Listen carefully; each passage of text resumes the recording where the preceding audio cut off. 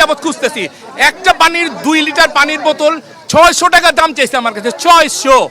একটা 20 টাকার পানির বোতলের দাম যেই দোকানদার 600 টাকা রাখছে, আল্লাহর গজব পড়ুক তোর উপর। আর যে রিস্কাওয়ালা 150 টাকার ভাড়া 1500 টাকা চাইছে, আল্লাহর গজব পড়ুক তোর উপর। যে সিএনজিওয়ালা 200 টাকার ভাড়া 2000 টাকা চাইছে, আল্লাহর গজব পড়ুক তোর উপর। তোরা কি মানুষ ভাই? হ্যাঁ, মানুষের মানে বিপদের সময় মানুষ ঝাঁপায় পরে উপকার করতো, আর তোরা ভাই সুযোগের সদ্ব্যবহার করলে তোরা কি মানুষ? আল্লাহ না করুক তোরাও তো এমন পরিস্থিতিতে পড়তে পারতি, ওইখানে তোর বাচ্চাও থাকতে পারতো। কেমনে পারলি ভাই?